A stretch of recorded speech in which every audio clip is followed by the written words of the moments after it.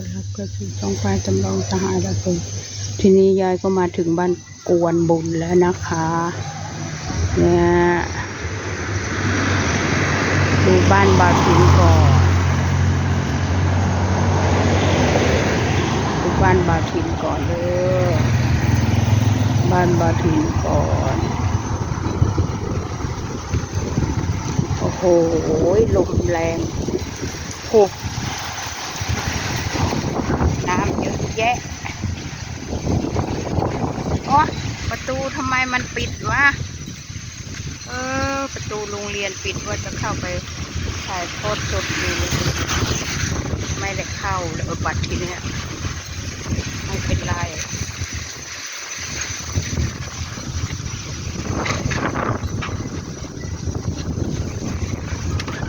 บ้านควรบุญ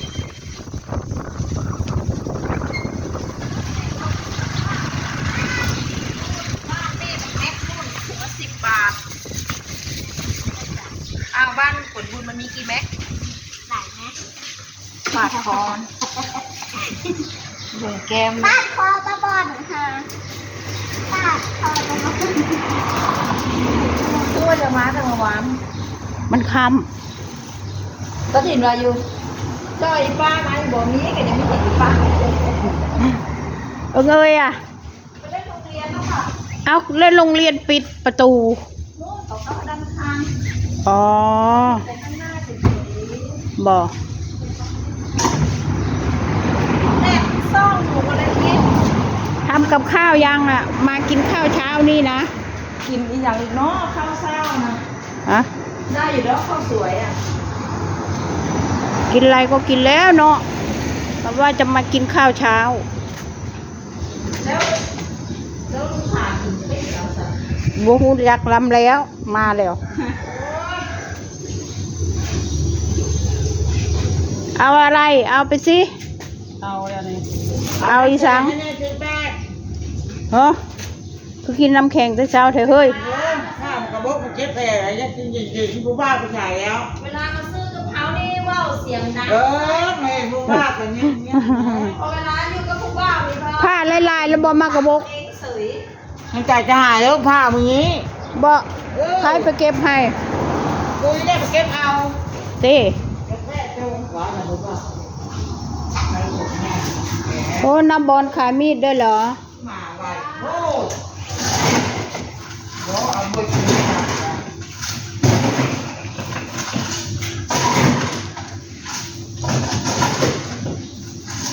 ผู้บ้าอยู่หาเป็นห้องมาจับตัวฝ่ายเด้อกะเพ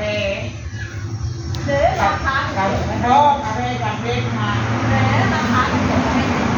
แล้วก็ได้อย่าหายมันจะตัวฝ่ายเนี่ยนะไปเจ้าข้าวน้ำใบชาว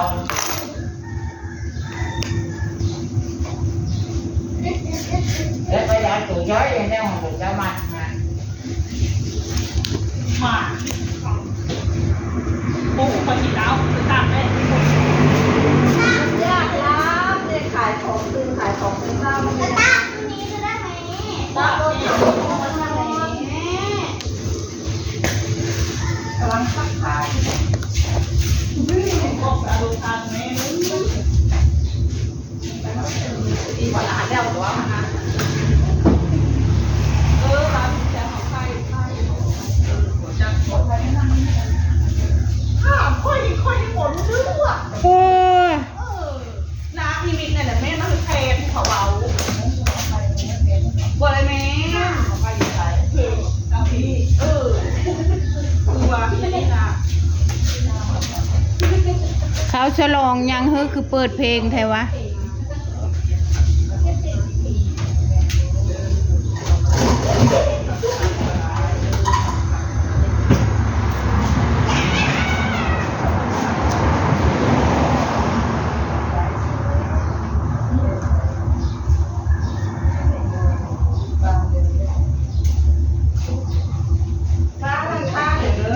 โอ้ไม่เป็นไรค่อยมาพอแห้งแล้วมื้อนี้มีรีบเดี๋ยวไปหานมกินก่อนเด้อหานม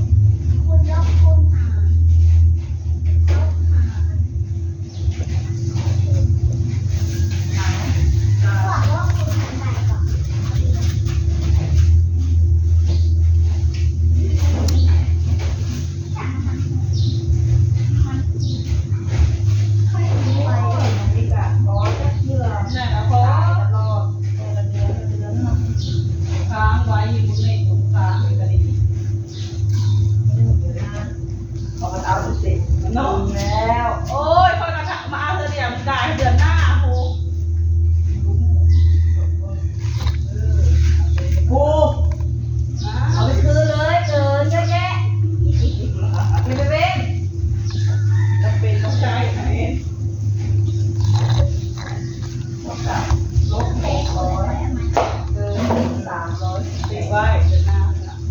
เอาอะไร ยืนสงบนิ่งมาพี่อู้ยแค่ที่สิหาถูกประตักยืนไทยแต่นึกอ้วนเลยจับจ่ามันเป็นคนอ้วน เป็นคนอ้วน อ้วนต้องเอา ถ้าเป็นคนใกล้คือ คนจ้อยก็มันก็เต็มไม้เต็มมือช่วงมาได้ย่างกระดูกมันหัก แล้วก็บอกเอาข้าวไปลง โอ้ยมันจะอาปากมันจะเทลงไปสิมันบอกกิน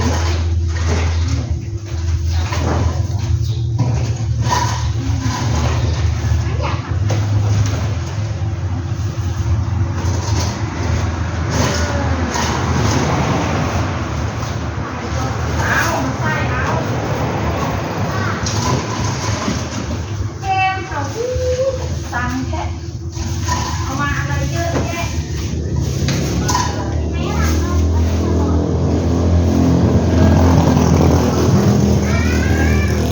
บ่าวถิ่นไปใส่ มีหมดทุกอย่าง อ๋อเขาไปนาลืมเบิ่งสวนทางกันอยู่ เอามาต้นย่างกับย่างเดียวก็เอามาเอาเดี๋ยวเอาอยากรับบ้านหนูแฟ เดิน น ทางกับบ่าวถิ่นมอง เลิกบ้านอยากเอา ที่ได้เขาบอกมา มาหมูโมเมนต์มากไม่ต้องเสียบอกพี่ป้าอยากกินข้าวเหรอเอาอะไรจะผัดกะเพราหรือจะเอาข้าวผัด ผัดกะเพรา ราดข้าวใส่กล่องหรือใส่จาน กินนี่ละคำอยู่นี่โอ้ดบกาแฟเลยเนาะเจ้ากินแล้วบ่ชาข้าวเช้า นี่ไงติดแล้วในกล่อง โอ้บ่ท่าคอยเนาะว่าจะกินด้วยกันไหม โอ้ยหนูก้อยมากินไหมกล้วยนึงโมเมนต์ก้อยมากินไหมกล้วยมาขอบหู อ๋อ กล้วยขอบหูใส่หู อาทินกินข้าวแล้วบ่สวนทางกันอยู่นะ เพิ่นไปอย่างนั้นเพิ่นไปเก็บมักพริกบอกค่อยเก็บเอาเบิดแล้ว มันไม่ได้กินข้าวนะไม่ออกจากบ้านเหรอ แม่นบอเขาเอาข้าวไปให้แม่บอก เอาขนมไปให้ บ่เห็นเพิ่นออกมาข้างนอกนะ ขนมออกมาแล้วเหรอ ยัง ไม่ได้ออกมาเลย โอ้รถอะไร ใหญ่จังเลย ก็หมูเขาเสียโรงพยาบาลไปให้แล้วอ่ะ ใช่ค่อยก็อยู่อยู่วันนั้นนะ เมื่อวานไม่มีคนเอาที่นอนสูบลมไปให้ อ๋อใครหมอบอก รู้จักบอก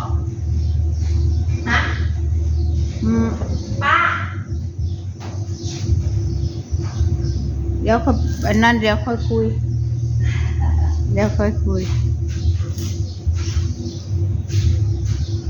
บ้านบ่าวถิ่นเด้ออันนี้เพิ่นขายของค่ะ โอเคค่ะ ประมาณนี้ค่ะเนี่ยรถเพิ่นก็มีขายของค่ะ โอเคก็จบคลิปแค่นี้นะคะ